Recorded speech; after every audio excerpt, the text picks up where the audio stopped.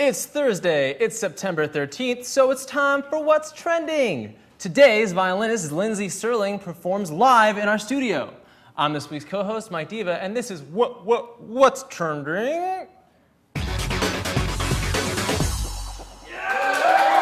Sarah. Welcome to What's Trending, your daily guide to YouTube's best. Now let's get going with our Trending Now Top 5. Austin uses the Kinect construction toy system to build huge machines. Here's a look at his largest to date, called Clockwork.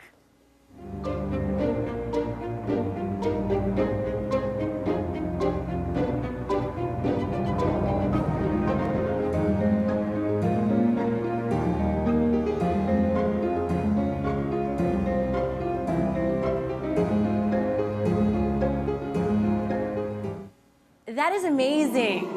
Yes, that is the ultimate Rube Goldberg machine. I mean, Mike, he took 8 months to build this, over 40,000 pieces. I gotta say, the guy's gotta have some balls to get rid of his social life for so long. Huh? You see what I did there? You see what I did there? Yeah. All right. And coming up next, fast food reviewer and YouTube partner Dame Drops is watching his calories, of course. So he's just going to have one KFC chicken, little sandwich, little. Okay. Oh.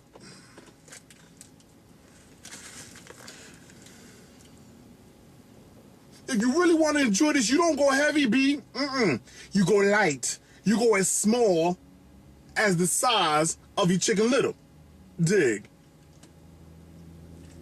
How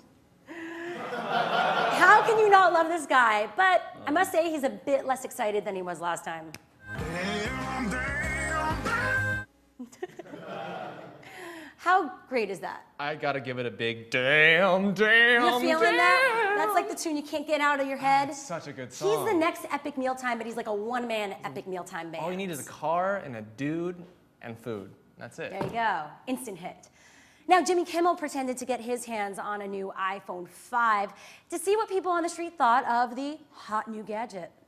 We told people outside to check out the new iPhone 5, which is unavailable so far. So in reality, what they were looking at is the current iPhone 4S. Yeah, faster, lighter. Feels heavier. Feels heavier? I think so. A lot lighter than the last one. It's a lot faster as well. Mine's gonna take forever. So this one's faster? Yeah, definitely faster. Right up. Oh, Jimmy, you're so sneaky. And you know, Mike, we just relaunched a few weeks ago. No, I could tell. I could tell the stage looks a lot more sleek and streamlined. Yep. And you guys got a better Shiro Laser, updated 2.0. My last name is now Laser. It's Laser. more powerful. Laser is kind of. It's like the Madonna, but I'm Shiro Laser. Laser. And in our number 2 spot today, a first look at the new film from Steven Spielberg, Lincoln. We here highly resolve that these dead shall not have died in vain, that this nation under God shall have a new birth of freedom, that government of the people, by the people, for the people, shall not perish from the earth. Dramatic stuff. Now, Spielberg and the film's co-star, Joseph Gordon-Levitt, are hosting... They're hosting a Google Hangout today at 4 p.m. Pacific time. That's 7 p.m. Eastern, so look out for that. Should be very cool. Which brings us to our number 1 most incredible, mind-blowing video of all time today. YouTube partners and stars Rhett and Link play neighbors locked in an epic rap battle for manliness. Shave with a box cutter, blindfolded as well, cause if I look in the mirror, I intimidate myself. I got no need for sleep. I never shut my eyes. I type Fitchy Lewis while I memorize Apache war cries. The sun comes up when I tell it I'm ready. Then I trim my nose hairs with a razor sharp machete. So manly. And that'll do it for today's Trending Now Countdown. Yeah. And speaking of manly things guys love, we have to announce the winner of our Ellen Blair whole bag contest. Yeah, it's manly. The winning style tip with the most likes of all the comments came from Sunset Lover. Thank you. So she gets the bag, a signed copy of Ellen Blair's book, and more. Yeah, do it. Do it, Mike. Feel it. Congrats, Sunset Lover, for that and for contributing your comments. We appreciate it. Now, Lindsey Stirling's on her way out, folks. All I have to say is we watched the rehearsal, and It was amazing. You're in for a treat. What are the fans saying in the chat room, Mike? Chaco James 21 is super stoked. Yes. And Not surprised. No, yeah, super excited. And wants to know when the Final Fantasy video of hers is going to be out. All right, well, we'll be asking all those questions and much more, so keep them coming in the chat room. Also, tweet us at What's Trending. Lindsey will be here in just a bit. Now, here's a quick look at some of your favorite Lindsey videos. Lindsey Stirling first gained national recognition as a quarterfinalist on the 5th season of America's Got Talent, where she was known as the hip-hop violinist. But her blend of music, dance, and performance art has really broken through on her YouTube channel, Lindsey Stomp, named for her high school band, Stomp on Melvin. Her imaginative covers, collaborations, and original songs, including everything from Legends of Zelda medleys to a cover of Nicki Minaj's Starships featuring Megan Nicole, have racked up hundreds of millions of views and over 750,000 subscribers. Her self-titled debut album, featuring breakthrough dubstep violin track Crystallize, comes out September 18th and will be followed by a 20-plus city tour this fall. Joining me now, Lindsey Stirling. Everyone here are huge fans of your music. They couldn't wait to see you perform at the rehearsal and, of course, now on the show. And you have a ton of fans in the chat room, so thank you for joining us today. Yeah. Now, you know, you've been on YouTube for a while now. So what was the one video that really became big for you, and why do you think it's that video that Yeah, you know, my first big hit, I mean, I started doing YouTube about a year and a half ago, roughly. Only a year and a half ago? Yeah, that's when I really started, like, I'm gonna do this thing. Yeah. And I did a Zelda video, and I dressed up as Link, and I played my violin in the woods. I had little elf ears and everything like that.